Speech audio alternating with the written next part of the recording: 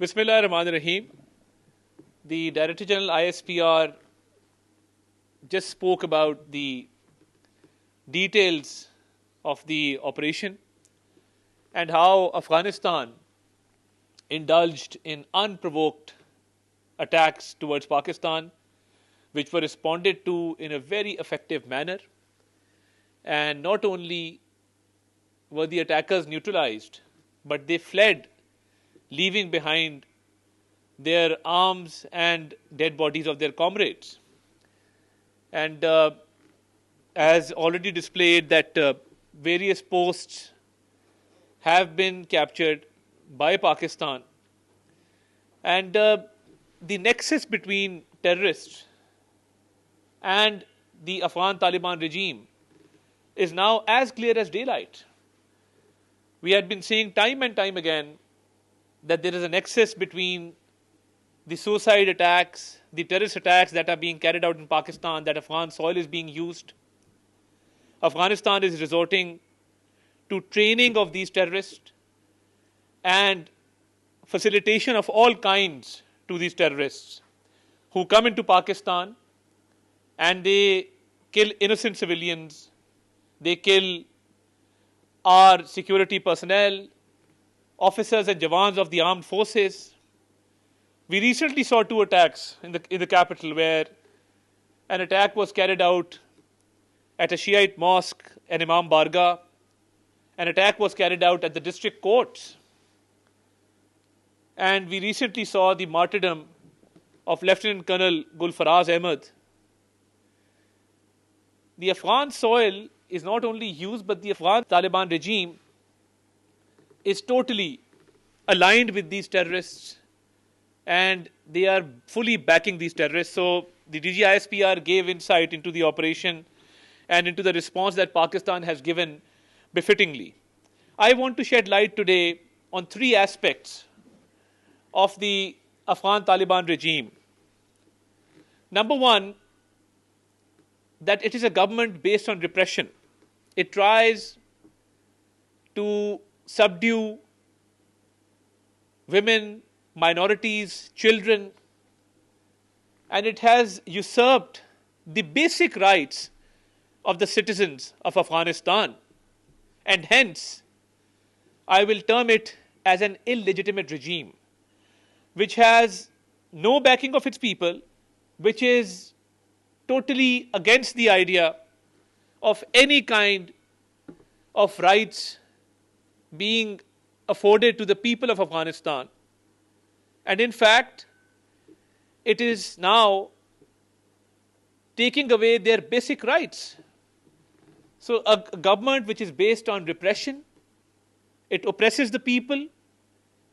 A government which is an illegitimate government, and also a government which uses perversion of religion in order to further their own motives. So the Afghan Taliban regime is a regime which is based on repression, which has taken away all rights of its people and has oppressed the people. It is a regime which is an illegitimate regime, and it has come into power by force without any legitimate process. And it is a regime which is based on perversion of religion. It uses religion for its own authoritarian purposes in order to further its own vested interests and motives. The Taliban's new criminal regulation legalizes slavery, violence, and repression of women. The regulation institutionalizes an authoritarian system of control. The Taliban's new regulation contradicts the Cairo Declaration's core guarantees. It is in breach of all human rights laws and conventions. And it abandons equality and divides the society by status. There is stratification. So Article 9, for example, Ta'zeer with regard to the status of the offender has the following levels. There are levels according to which you are regulated. First Ta'zeer is for ulama and first degree people. the ta'zeer for this group is carried out by the judge in the form of a warning and awareness raising. So if you are a higher status person in that society, you will just be informed that you have committed such acts, a mere warning or an awareness raising. Then there is a ta'zeer for the elite, such as tribal elders and merchants. The ta'zeer for this group is carried out by a judge through a formal warning and summoning to the court. So you are just summoned to the court and given a warning and let off. For the elite class, for the first class, that's not even there. And for the middle class, the ta'zeer for this group is carried out by summoning to the court and imprisonment. So there is no imprisonment for the elite class, for the ulama, for the higher strata. But for the middle class, there is imprisonment. Then there is ta'zeer for the lower class of society. The ta'zeer for this, and they've actually classified a class as a lower class.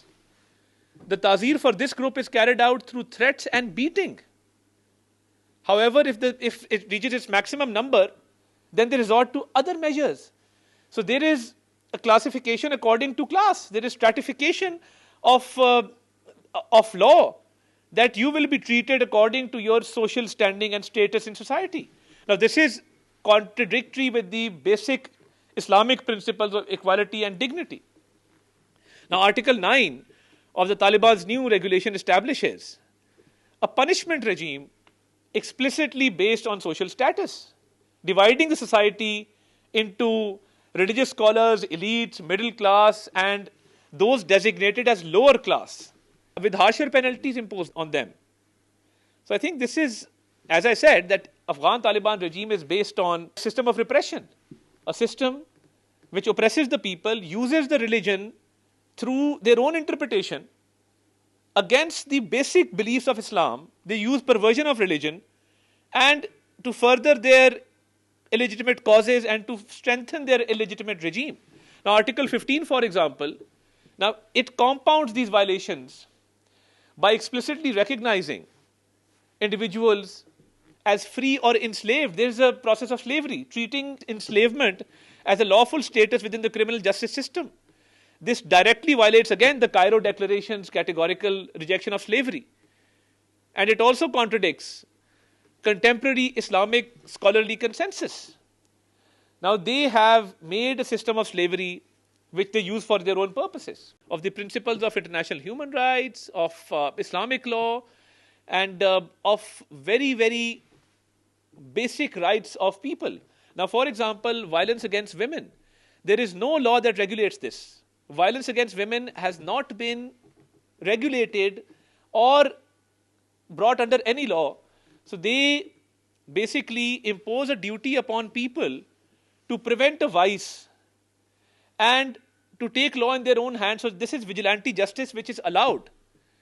So if you see a woman violating a law, they actually have a force of 3,000 people who can take action. So this can actually, you can actually authorize neighbors, strangers, normalizing abuses as a perversion of religion. Women's lives are valued less than anybody else. So they are not allowed to have access to public parks, to gyms, to other recreational places. And there is a ban on education. So there's a generation of women which have not been educated, because when you reach the age of 13, girls are not allowed to continue to secondary school, let alone higher school and then college and university. So 80% of young Afghan women between the ages of 18 and 29 are not in education, because the law prohibits them from being educated. So once you have attained the age of 13, after that there is no education. So this is the widest gender gap in the world. And it has been condemned by international organizations. And there are no women who are involved in constructive work, who are doing freelancing or in the IT sector or in sports or in other employment opportunities as the civil service or NGOs or other employment opportunities that they may take. Now, this is a very, very bad crisis. And in 2026, the ban on university and secondary education for women and girls are projected to increase other risks. So, domestic violence, the behavior by the entire society of discrimination towards women and denying them their basic rights through law. This is leading to a crisis. So as I said, that this is a regime which is based on repression and the perversion of religion. So women's representation in decision making is zero. There are no women in the cabinet. There are no women at any decision making level of the Afghan Taliban regime. They are being denied their basic right of education, and they are not allowed to undertake any activities. And they are not allowed to speak in public. As I said, there's an enforcement force of 3,000 people which is allowed to physically stop them from violating these regulations, where they are not allowed to speak, they're not allowed to go about their daily lives. There's a report which I would like to show you of the United Nations Security Council. This is as late as 12 February 2026. So an extension was granted regarding the sanctions, and one of the topics that was discussed was the deplorable tactics of the Afghan Taliban regime. Hostage taking, violating women and girls in Afghanistan. So they are taken as hostages, they are violated, they are abused, they are denied their very, very basic rights, and they don't feel safe in Afghanistan anymore. Women rights organizations, international organizations have all expressed their very, very serious and deep concerns regarding this. No civilized society can allow this. This is not allowed in Islam. But the Taliban, the Afghan Taliban regime, have their own version which they have perverted for their own use. Next slide, please. This is also an international media report which has reported that the International Criminal Court actually said that there were reasonable grounds to suspect that Taliban Supreme Leader Haibatullah Khundzada and Chief Justice Abdul Hakim Haqqani have committed gender-based persecution. I am not saying this, these are international reports in which the International Criminal Court has actually said and have issued warrants for the Taliban leaders over alleged persecution of women. Now these laws are in place, and you can see in this picture, Afghan women and children are being denied their basic rights to vaccination, to health facilities. Afghan children and women wait to be inoculated during a vaccination program in Ab Barik village. So what is happening is that the Afghan Taliban regime is denying rights of women, of minorities, of children. They are not being given their basic rights, and there are laws in place to prevent them from accessing these facilities and from basically going about their daily lives. So as I said, that it's an illegitimate regime. It is based on repression and perversion of religion, and they have nothing to do with Islam. They don't believe in peace. मैंने जो रोशनी डाली है अफगान तालिबान रजीम के ऊपर, वो इस पैराए में है कि अफगान तालिबान रजीम एक तो एक गैर कानूनी निज़ाम हुकूमत है, वो मज़हब की गलत तशरीहात जो उनको सूट करती हैं और जिसका मज़हब के और इस्लाम के बुनियादी असूलों से दूर दूर तक कोई लेना देना नहीं है, वो उस पर मबनी है, और एक जबर का निज़ाम है जिसमें मैंने अभी एक्सप्लेन किया कि ख़वातीन को तालीम हासिल करने का हक़ नहीं है, कि जब कोई लड़की 13 साल की उम्र तक पहुँचती है उसके बाद सेकेंडरी और हायर एजुकेशन तक नहीं जा सकती। कानूनी तौर पे उसको ये इजाज़त नहीं है कि वो अपनी पढ़ाई को आगे बढ़ाए और हायर स्टडीज़ को परसू करे। तो यूनिवर्सिटी और कॉलेज तो दूर की बात है, 13 साल की उम्र में उसके बाद फिर वो स्टडीज़ डिसकंटिन्यू करते हैं। तो 80% ख़वातीन जो हैं अफ़गानिस्तान की, जो 13 और 29 साल के दरमियान हैं, उनको एजुकेशन से बिल्कुल दूर रखा गया है, बैन की गई है एजुकेशन। वो कोई मुलाजमत, कोई नौकरी हासिल नहीं कर सकती, कोई पेशा इख्तियार नहीं कर सकती। उनको पब्लिक पार्क्स में, जिम्स में, इस तरह की जगहों पर जाने पर पाबंदी है, और पब्लिकली जहां वो जा सकती हैं वहां पर बोलने पर पाबंदी है, और 3000 की एक फोर्स खड़ी की गई है जिसको ये इख्तियार है कि वो इस कानून को वहीं पर लागू करे और वो बजाते खुद एक्शन ले, जो जिसका मॉब जस्टिस कहते हैं, मौके पर इन खवातीन के खिलाफ एक्शन ले। दुनिया का कोई मुआशरा کیا ایسے چل سکتا ہے کہ جہاں خواتین کو اجازت نہ ہو، تعلیم کا حق نہ ہو، اور موب جسٹس جو ہے ان پر لاگو کر دیا جائے؟ اور یہ انٹرنیشنل کرمنل کورٹ نے کہا ہے، انٹرنیشنل رپورٹ ہے جس میں کہا گیا ہے کہ جو طالبان کے سپریم لیڈر ہیں ان پر اور چیف جسٹس پر، دونوں پر، ہیبت اللہ اخونزادہ اور چیف جسٹس عبد الحاکم حقانی، دونوں کے خلاف جینڈر بیسڈ وائلنس، جو خواتین کے خلاف جو جرائم ہیں، اس حوالے سے جو ہے وہ شواہد موجود ہیں اور انہوں نے وارنٹ اس کے ایشو کیے۔ اقوام متحدہ کی سیکیورٹی کونسل نے بھی پچھلے مہینے اس پر بات چیت کی اور ایک ریزولوشن لے کر آئے، ایک قرارداد لے کر آئے، جس میں یہ بات واضح کی گئی تھی کہ افغانستان میں خواتین اغوا ہو رہی ہیں اور ان پر تشدد کیا جا رہا ہے، ان کو ہراسگی کا سامنا ہے اور ان کا کوئی پرسان حال نہیں ہے۔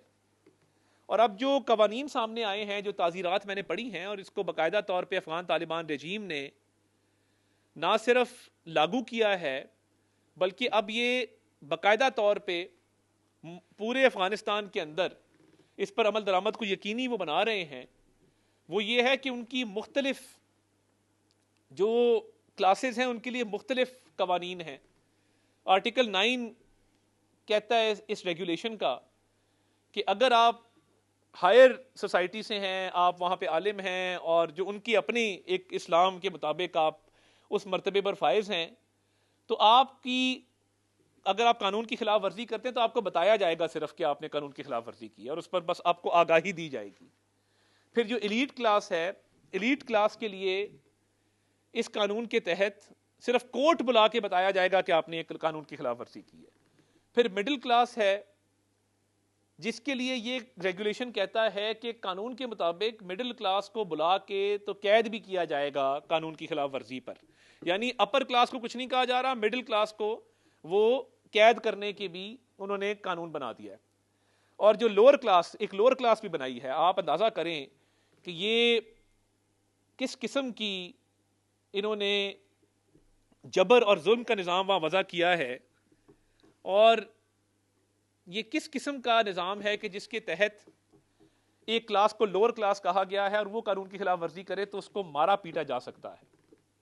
یہ باقاعدہ طور پہ قانون لاگو کیا گیا ہے، جو میں کہتا ہوں کہ ایک جبر کا نظام ہے، ریپریشن بیسڈ ہے، اور اسلام کی انہوں نے ایک اپنی تشریح کی ہے جس کو وہ مس یوز کر رہے ہیں، جس کا اسلام سے تعلق کوئی نہیں، اسلام کی بنیادی اصولوں سے کوئی تعلق نہیں ہے۔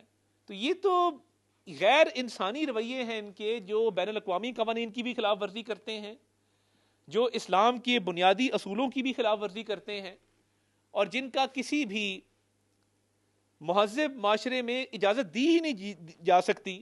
یہ اس طرح کے معاملات میں افغان طالبان رجیم جو ہے وہ ملوث ہے، اور یہ جو دہشت گردی اور افغان طالبان رجیم کا گٹھ جوڑ ہے، اس حوالے سے میں پہلے بات کر چکا، آج ڈی جی ISPR نے بڑی تفصیلی بات کی کہ اسلام آباد میں دھماکے ہوئے، دہشت گردوں کی سہولت کاری، ان کی منصوبہ بندی میں معاونت، اور جس طریقے سے خودکش دھماکوں میں، دہشت گردی کے واقعات میں افغان سرزمین بھی استعمال ہوتی ہے۔